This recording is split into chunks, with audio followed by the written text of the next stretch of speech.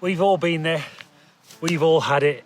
The chafing. Hey folks, Nick here from Maximum Mileage Coaching, a 250 marathoner and competitive ultra runner. And today I am going to be diving into a topic that is absolutely crucial for marathon and ultramarathon success, but it can be overlooked, much to the detriment of many runners, because chafing is one of the leading causes of DNFs, did not finishes, in ultramarathons.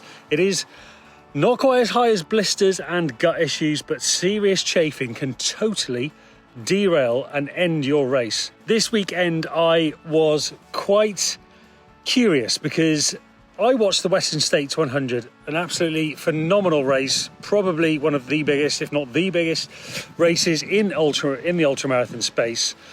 And the runners this year, like no other year I've ever seen, were employing cooling tactics like I've just never seen. There were literal ice baths out on the course. There were jugs and jugs of ice water being tipped over the runners, and it got me thinking about chafing.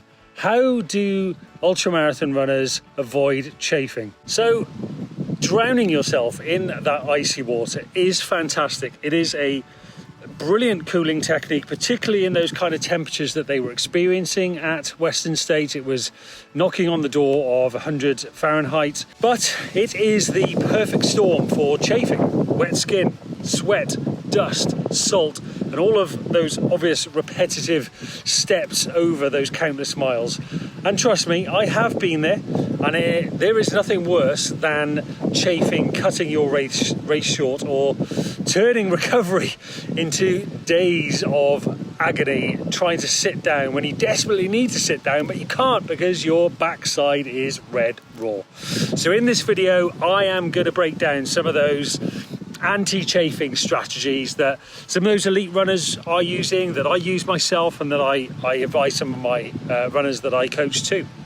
And then you can apply exactly these tactics to your own racing and training and avoid becoming another painful statistic. So let's dive straight into this. So chafing is essentially friction aggravated by moisture and debris like grit, dust, salt, not wind. When you're out there running for hours, especially when it's hot, particularly where you are constantly pouring water on yourself, chafing can become your worst enemy. And also think about the sweat as well, particularly if you're quite a salty sweater.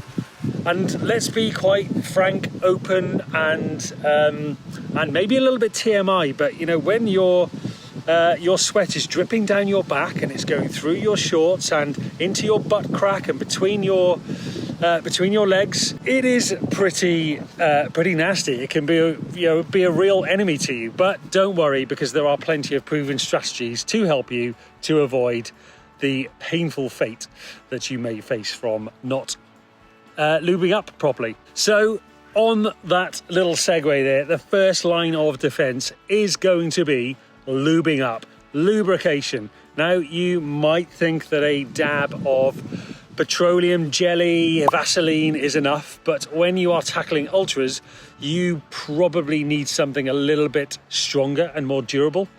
And there are some great products out there. I actually work with Bodyglide. They see me through. I don't have any discount codes. I don't make any commission from them, but Bodyglide, I find them fantastic. But there are other products out there like Squirrel's Nut Butter, Trail Toes.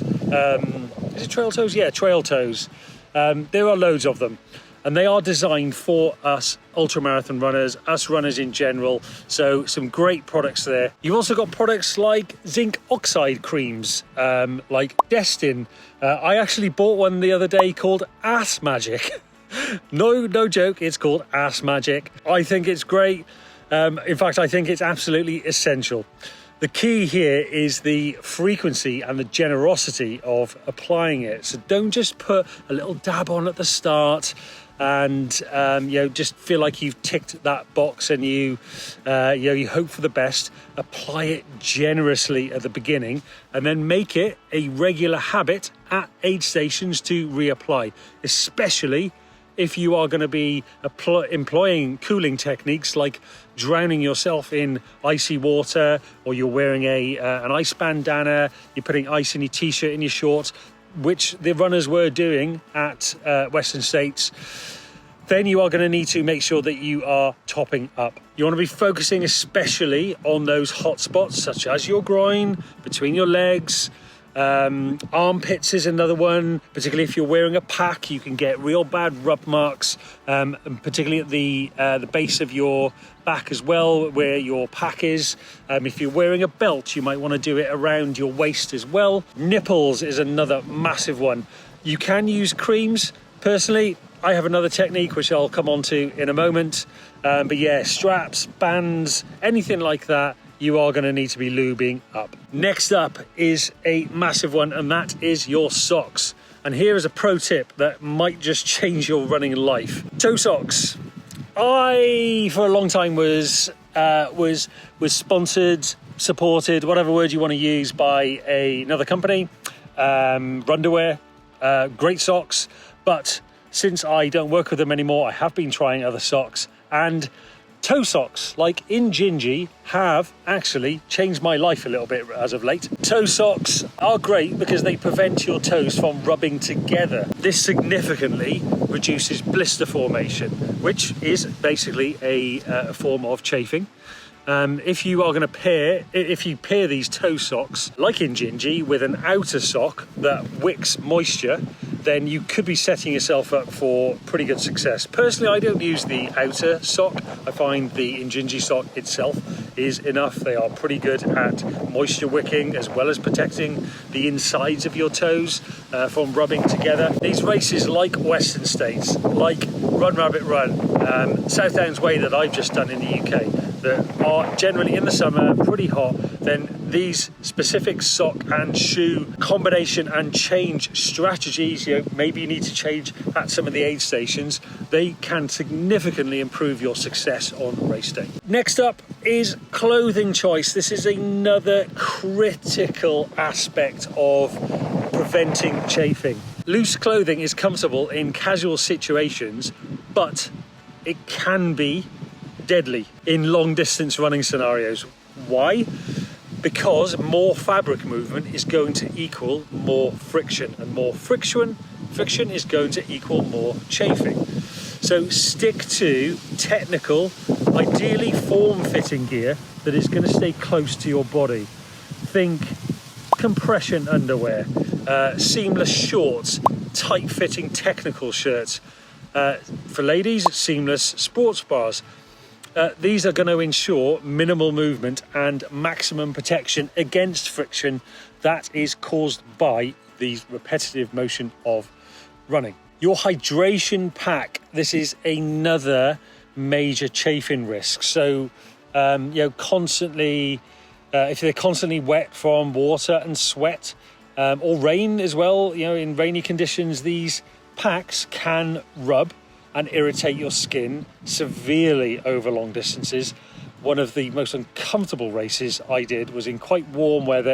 It was also raining, and I had some major back. My back was absolutely raw by the end of the race. The solution, which I have now found out, is go for tighter fitting packs. I personally love the Solomon ADV Skin 12. That is a race pack that I use pretty much for any distance I do. It is less like a bag and more like a tight fitting vest.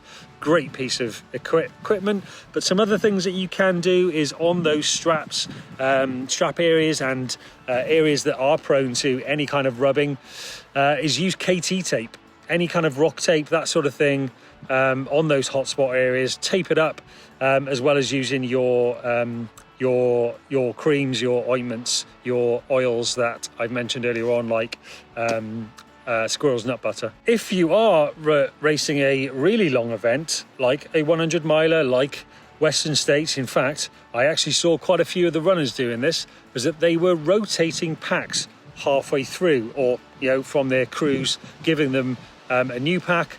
And this is another really good tactic, particularly if your pack has gotten wet. Then it can help to prevent that chafing by having that dry new pack on you. So and another thing that you can do is just never underestimate the power of drop bags. Having some anti-chafe cream, a new pack at major checkpoints can make all the difference. In your kit, you could keep things like fresh socks or wet wipes, baby wipes. Wow, they are brilliant. Particularly if you're uncrewed, you can use those to wipe away excess grit and sweat, and then you can reapply your whatever lubricant that you've got, and that can really really turn your race around if you're struggling. Indirectly, but it does play a role, is electrolyte management. Excess salt crystals from your sweat on your skin are abrasive, and they do intensify friction. Whilst staying properly hydrated and balanced in terms of electrolytes helps to ensure that you're sweating properly. It also helps with obviously taking on carbohydrates and absorption, but too much of it, then you could be just adding to the abrasive effect on your skin. Another aspect of your race that actually can be overlooked is your pre-race hygiene.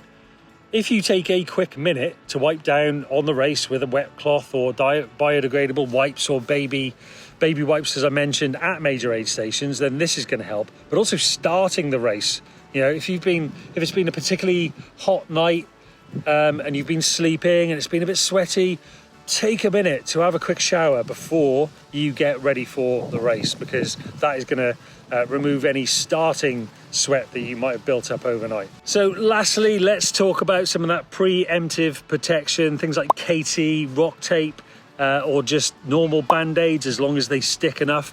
Nipples, or for you guys out there, I don't know if this is the case for ladies, but certainly for the guys out there, making sure that you cover your nipples. You can get special nipple plasters, nipple guards. I have made the mistake of not wearing nipple plasters or not putting KT tape on in the past, and that can be race ending itself. So look after your nips, guys and girls. I would think that the bras would be protective enough, but if not, make sure you are covering your nipples up. Anyway, there you go, folks. Chafing can sometimes be an afterthought or totally forgotten until it isn't. I've seen it derail races. I have seen it lead to excruciating recoveries, including my own. So some of these strategies, they are battle tested, not just by me, but some of the best runners in the toughest conditions. So I encourage you to incorporate them into your training and your racing. And if you've got any other chafe busting tips, then I would love to hear them. Drop them in the comments below, and let's keep it going. Let's keep the conversation going, and let's stay chafe free. See you out there on the trails.